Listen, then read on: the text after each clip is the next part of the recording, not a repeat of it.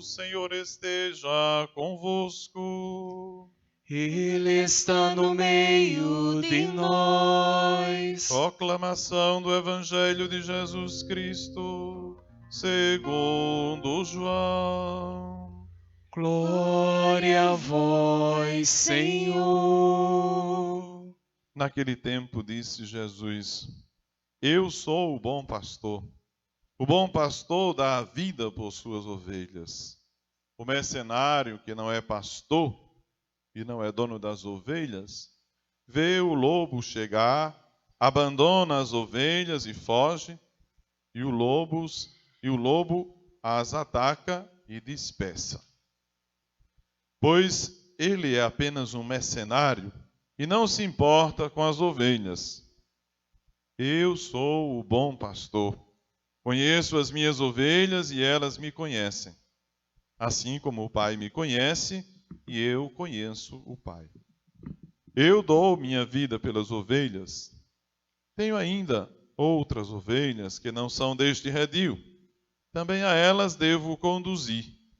Escutarão a minha voz e haverá um só rebanho e um só pastor. Palavra da salvação. Glória a vós, Senhor.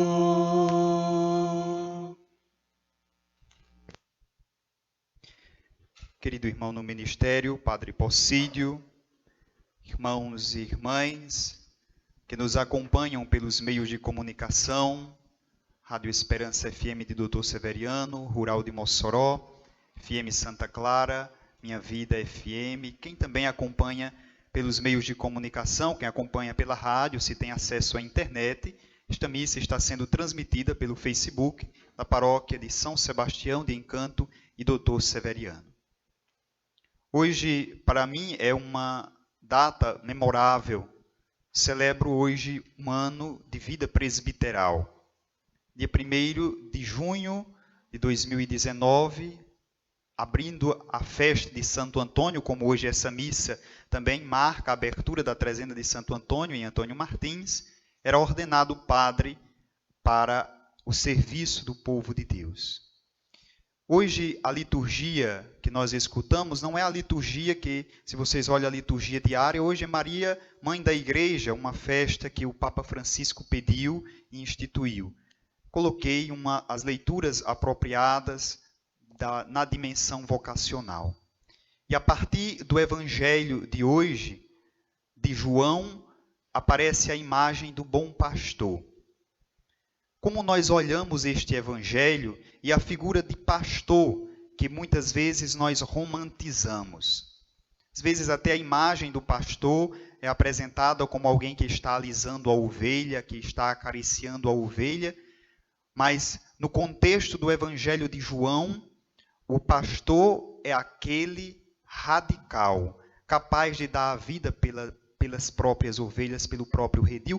Por isso que João vai fazer questão de colocar Jesus falando que ele é o bom pastor. Jesus vai dizer no início, no meio do Evangelho, eu sou o bom pastor, dou a vida pelas minhas ovelhas, não sou como o mercenário.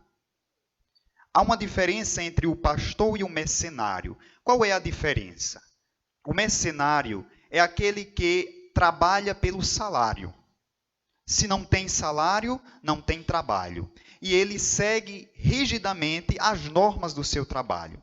Por isso, alguém que era colocado para cuidar das ovelhas, que não era o pastor verdadeiro, ela só cuidaria e só iria defender aquelas ovelhas se o que viesse atacar, ele fosse capaz de vencer. Se vem um leão, se vem um lobo, logo ele vai, deixa as ovelhas e vai embora com medo de morrer junto com as ovelhas.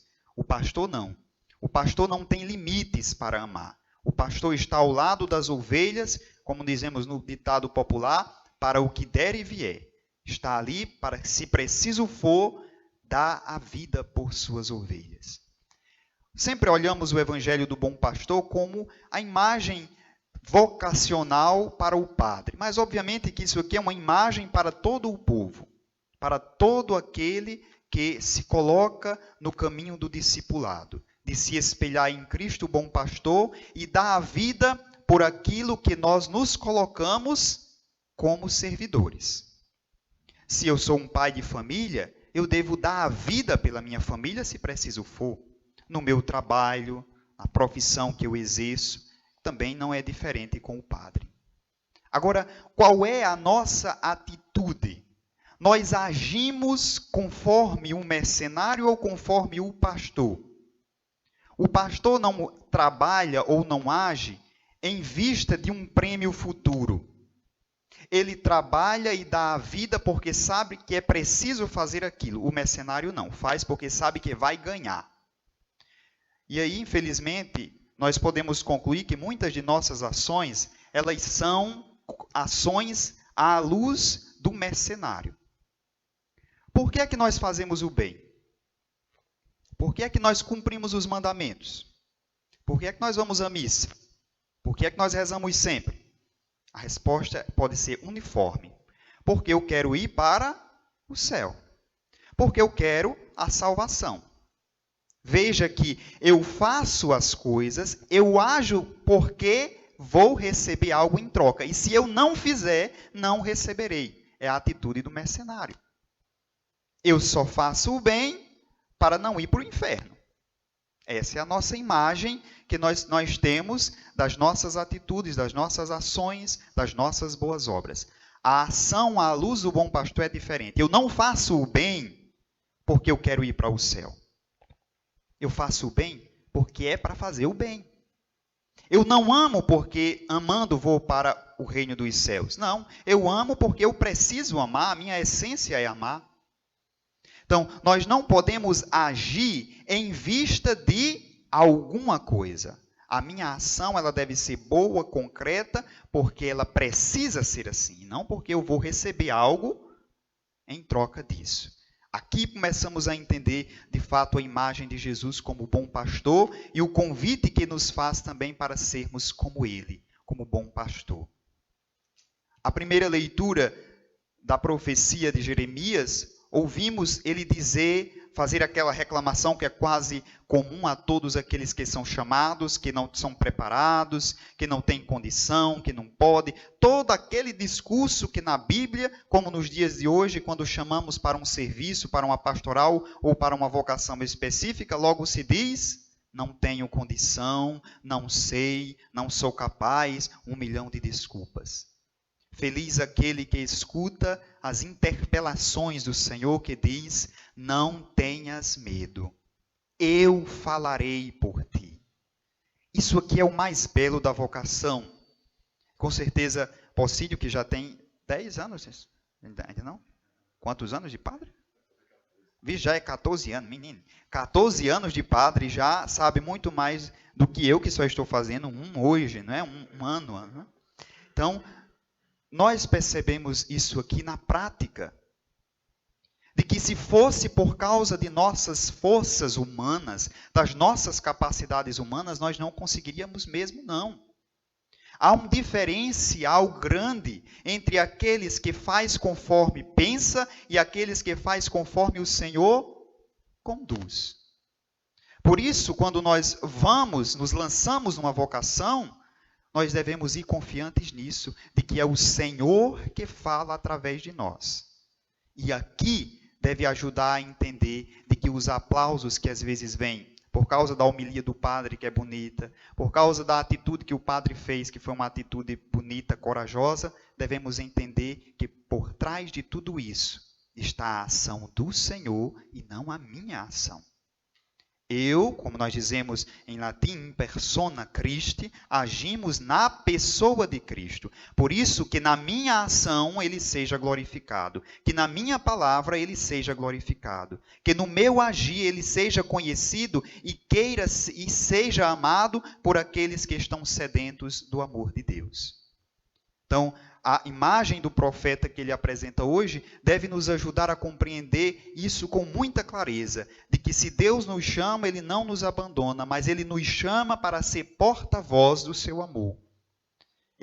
Não que ele precise, mas ele quer precisar. No meu lema presbiteral, da passagem de Lucas, digam que o Senhor precisa dele. aquela imagem que aparentemente cômica, não é? Digam que o Senhor precisa dele. Se a gente continua lendo, o Senhor dizendo: vão na frente, lá encontrareis um jumentinho, digam que o Senhor precisa dele. E eu explicava no convite sacerdotal, da ordenação sacerdotal, dizendo que o Senhor chamou o pequeno, não só pela montaria dos pobres, mas aquele que era insignificante, aparentemente insignificante, serviu para levar a boa nova, levar Jesus Cristo até Jerusalém. Da mesma forma, me colocava como aquele jumentinho, como uma pessoa que, embora indigno, embora incapaz, porque nós não somos merecedores, mas o Senhor quer que sejamos merecedores. O Senhor quer precisar de nós. Ele quis esse ano, até hoje, precisar da minha voz. Ele quis, não precisa, mas quis precisar da minha voz, das minhas mãos, dos meus pés, do meu agir, da forma como Ele quis. Peço perdão a Ele pelas vezes que não consegui corresponder, mas no máximo tentei fazer aquilo que era sua vontade. Da mesma forma, cada um de nós somos chamados na nossa vocação específica a ser o que o Senhor quer que sejamos. Para isso, precisamos nos entregar totalmente nas mãos do Senhor. O Senhor é a porção da minha herança, dizia o Salmo de hoje. Nós não pretendemos esperar nada em troca, apenas ter o Senhor como a nossa herança. Viver nele, estar nele, ser nele. Essa sim é a verdadeira herança que nós precisamos e que nós devemos querer ter. Por isso, meus irmãos e minhas irmãs, rendo graças a Deus por este primeiro ano de vida presbiteral. É o começo, se Deus quiser, de uma grande missão que está por vir. Sei que sou uma pequena gota, como diz Santa Teresa de Calcutá, uma gota de água no oceano de Deus, mas sem essa gota de água, o oceano seria menor. Da mesma forma é cada um de vocês. Quando nos colocamos a serviço, nós podemos inundar o mundo de uma nova realidade. Neste tempo de pandemia, de tanta dificuldade, de tanta incerteza, às vezes até de desespero, nós somos chamados a redescobrir o papel de cristão neste mundo, que é ser sal e luz, dar sabor e iluminar. Que o Espírito Santo de Deus, que celebramos neste domingo de Pentecoste, nos ajude a redescobrir em nós essa grande missão de ser sal e luz, presença marcante no mundo, de tal forma que coloquemos neste mundo o sabor que ele merece, que ele precisa ter, que apresentando Jesus ao mundo, sejamos sinais dele e conduzamos a muitos a este amor que um dia encontramos e que queremos que todos experimentem. Louvado seja nosso Senhor Jesus Cristo, para sempre seja louvado.